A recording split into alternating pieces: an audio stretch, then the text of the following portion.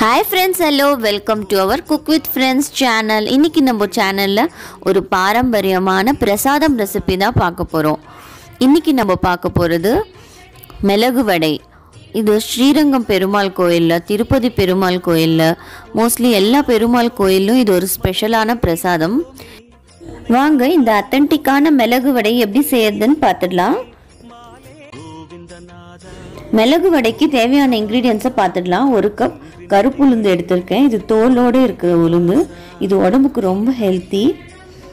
இதுக்கு ஒரு 2 table spoon மிளகு எடுத்திருக்கேன். 1 டேபிள் ஸ்பூன் அரிசி மாவு எடுத்திருக்கேன். இதுதான் நம்மளுக்கு தேவையான பொருட்கள். இப்போ வாங்க செய்ய ஆரம்பிச்சிடலாம். கருப்பு உளுந்தை 2 to 3 டைம்ஸ் நல்லா வாஷ் பண்ணிவிட்டு ஒரு 5 hours நல்லா ஊற வச்சு எடுத்துக்கலாம். இப்போ நம்ம பருப்பு நல்லா ஊறி இருக்கு பாருங்கள். நல்லா பருப்பு பல்ஜாய் வந்திருக்கு. இப்போ நம்ம செய்ய ஆரம்பிச்சிடலாம். நம்ம மிளகு மிக்சியில் போட்டு சாஃப்டாக அரைச்சிக்க வேண்டாம். இந்த மாதிரி கல்லில் போட்டு நல்லா க்ரஷ் பண்ணிக்கலாம். நம்ம இந்த மாதிரி கல்லில் போட்டு மிளகு க்ரஷ் பண்ணி வடையில் போட்டால் அதில் மிளகு ஃப்ளேவர் ரொம்ப ஜாஸ்தியாக நம்மளுக்கு டேஸ்ட் கொடுக்கும். நம்ம இந்த மாதிரி க்ரஷ் பண்ணி எடுத்துக்கலாம் மிளகு. அடுத்து நம்ம உளுத்தம் பருப்பை மிக்சியில் போட்டு அரைச்சிக்கலாம். தண்ணி கொஞ்சம் கூட மிக்சியில் சேர்க்காதீங்க, அப்போ தான் நல்லா டைட்டாக வரும் மாவு.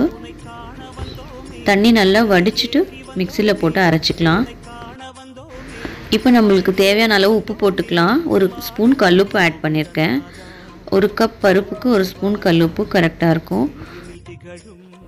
இந்த மாதிரி நம்ம ஒரு கோர்ஸ் பேஸ்ட்டாக அரைச்சிக்கலாம்.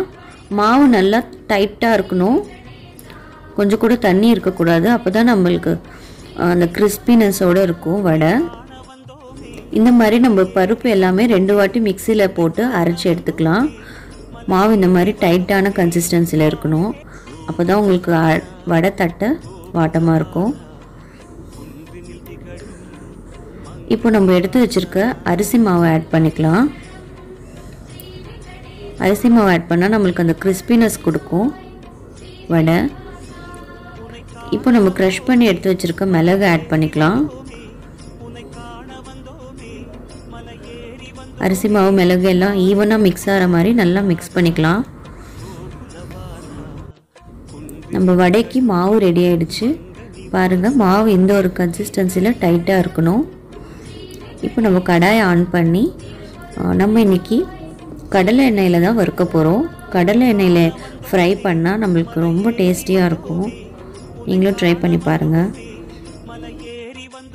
இப்போ நம்ம ஒரு பட்டர் பேப்பர் எடுத்து வச்சு அதில் ஆயில் அப்ளை பண்ணிக்கலாம். இதில் தான் வடை தட்ட போகிறோம்.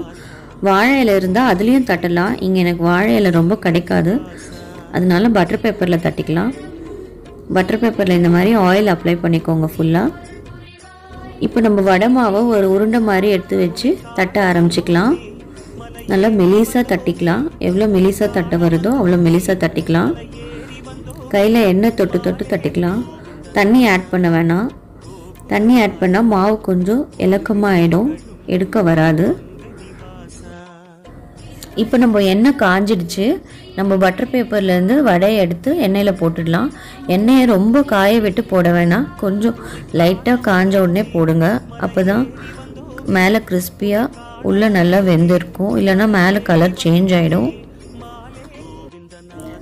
இந்த வடை கொஞ்சம் வேக லேட் ஆகும். ஒரு வடை வேக 5 to 6 minutes ஆகும். நல்லா சிம்மில் மீடியம் ஃப்ளேமில் வச்சு வறுத்து எடுத்துக்கலாம். கொஞ்சம் வேக ஆரம்பித்ததும் வடை தானாக மேலே எழும்பி வரும். இப்போ நம்ம திருப்பி விட்டுக்கலாம் வடையை. திருப்புறப்போ பார்த்து மெதுவாக திருப்பிக்கோங்க. வடை பெருசாக இருக்கிறதுனால எண்ணெய் மேலே தெளிக்கும். நம்மளோட மிளகு வடை ரெடி ஆயிடுச்சு. நல்லா மேலே கிறிஸ்பியாக வந்திருக்கு. நம்ம இப்போ எடுத்துடலாம். நம்மளோட அருமையான மிளகு வடை பெருமாள் கோயில் பிரசாதம் சூப்பராக தயாராகிடுச்சு பாருங்கள். பார்க்கவே எவ்வளோ அழகாக வந்திருக்கு. நீங்களும் இதை கண்டிப்பாக வீட்டில் ட்ரை பண்ணி சாப்பிட்டு பாருங்கள். கோயில் பிரசாதத்தோட டேஸ்ட் உங்களுக்கு அப்படியே கிடைக்கும். இதே அளவோடு நீங்கள் வீட்டில் செஞ்சு பார்த்து டேஸ்ட் எப்படி இருந்துச்சுன்னு கமெண்ட் பாக்ஸில் சொல்லுங்கள். எங்கள் வீடியோஸ் எல்லாம் பிடிச்சிருந்தா எங்கள் சேனலுக்கு சப்ஸ்கிரைப் பண்ணுங்கள். ஃபேமிலி ஃப்ரெண்ட்ஸ் கூட ஷேர் பண்ணுங்கள், லைக் பண்ணுங்கள், மறக்காமல் பெல் பட்டன் ப்ரெஸ் பண்ணிக்கோங்க. தேங்க்ஸ் ஃபார் வாட்சிங் மை வீடியோ.